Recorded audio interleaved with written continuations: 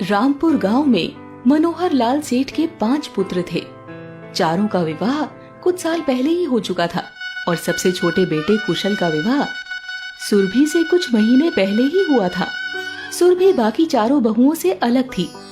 चारों बहुओं के भाई थे, पर सुरभि इकलौती थी जिसका भाई नहीं था। सुरभि दिखने में जितनी सुंदर थी, उसके गुण उतने ही अच्छे थे। वो बाकी बहुओं के साथ मिलजुल कर रहना चाहती थी, पर कोई भी उसे सीधे मुंह तक बात नहीं करता था। एक दिन सभी बहुएं घर लीपने के लिए पीली मिट्टी लेने गई। बारी बारी 5 बहुएं सर पर पीली मिट्टी लेकर घर आती है और फिर दोबारा पीली मिट्टी लेने के लिए वहाँ चल पड़ती है। कुछ देर ऐसा ही चलता रहा और फिर जैसे ही बड़ी बहू मिट्टी खोदकर मिट्टी लेने गई कि इतने में उस मिट्टी के ढेर में कहीं अंदर एक बहुत बड़ा नाग निकल कर आता है। नाग को देखते ही बड़ी बहू चिल्लाने लगी। बड़ी बहू के चिल्लाने की आवाज सुनकर चारों बहुएं भागकर उसके पास आती है। मझली बहू खुरपी से उस नाग को मारने ही जा रही थी कि इतने में छोटी बहू ने उसे रोकते हुए कहा, मत मारो इसे, ये बेचारा निरपराध है। ये अनजाने में यहाँ पर आ गया दीदी, आप इसे मारिए मत। सुरभि की बात सुनकर मझली बहू चिढ़ने लग जाती है और उस नाग को छोड़ देती है। तब नाग जाकर दूसरी तरफ बैठ जाता है। नाग को दूसरी तरफ बैठता देखकर छोटी बहू उसके पास जाती है और कहने लगती है, मैं घर पर मिट्टी रख कर आती हूँ, तुम मेरा इंतजार करना, मैं तुम्हारे पास लौट कर आऊंगी।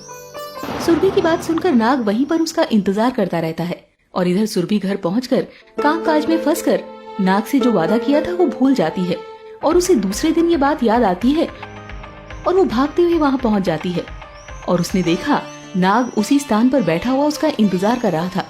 सुरभि उसे देखकर बोलने लगी, नाग भैया नमस्कार, मैं उस दिन घर जाने के बाद घर के कामों में लग गई थी और मैं आपको दिया हुआ वादा भूल गई, आप मुझे माफ कर देना। तुमने मुझे भैया कहा है, इसलिए मैं तुझे माफ कर देता हूँ, पर तुम्हारी जगह कोई और मुझे झूठ बोलता तो मैं उसे डस लेता।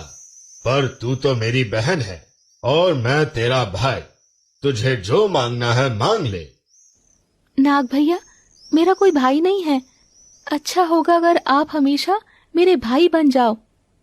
ठीक है बहना, आज से मैं तुम्हारा भाई हूँ और तुम्हारे जीवन के हर मोड़ पर मैं तुम्हारे साथ खड़ा रहूंगा। कुछ दिन बीत जाते हैं। वो नाग मनुष्य का रूप धारण करके सुरभि के घर आता है और बाहर उसके ससुर मोहन लाल से बोलता है, मैं सुरभि का भाई हूँ और मैं सुरभि को उसके मायके ले जाने आया हूँ, मेरी बहन को भेज दो। बड़ी बहू ने हैरानी से कहा, सुरभि का भाई? सुरभि का तो कोई भाई नहीं था, अभी कौन सा भाई यहाँ पर अचानक टपक पड़ा?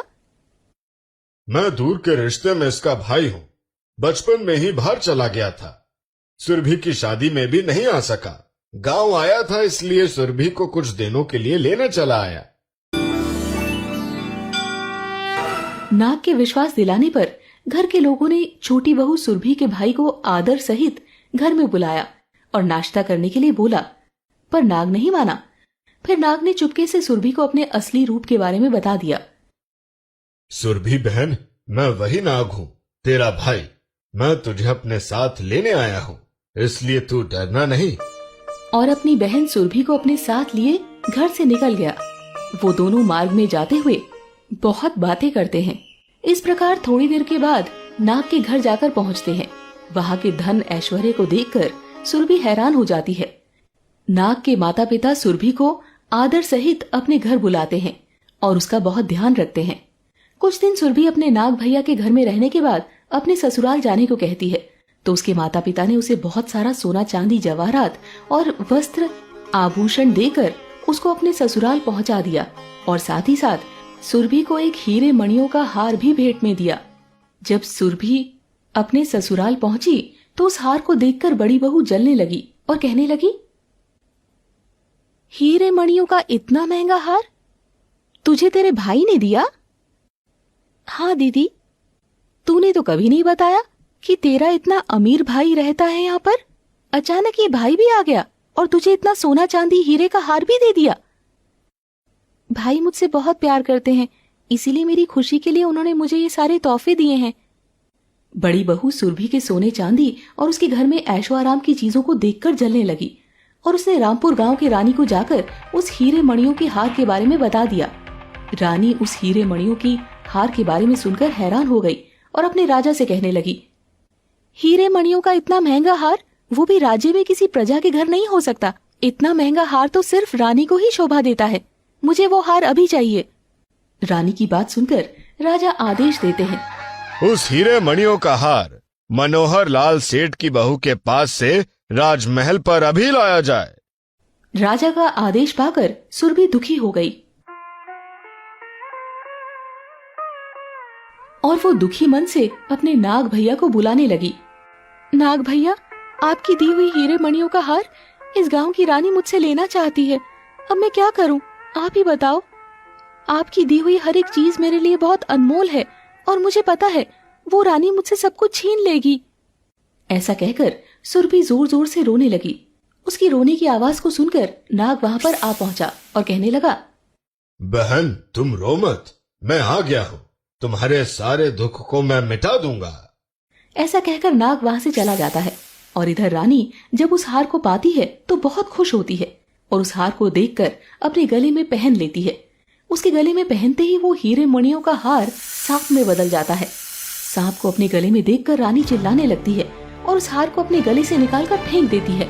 ये सब देखकर राजा सुरभि को राजमहल में आने का आदेश देते हैं और कुछ देर बाद राजमहल में सुरभि आती है। सुरभि को देखकर राजा गुस्सा हो जाते हैं और कहते हैं, तुमने हमारे साथ बहुत बड़ा धोखा किया है।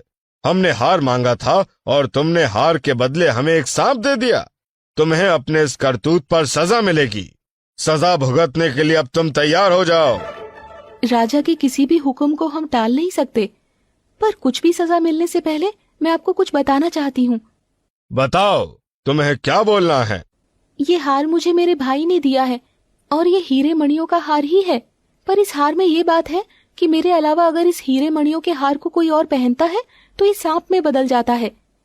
सुरभि की इस बात को सुनकर राजा ने उससे उस सांप को गले में पहनने का आदेश दिया। आदेश पाकर सुरभि उस सांप को उठाती है और अपने गले में पहन लेती है।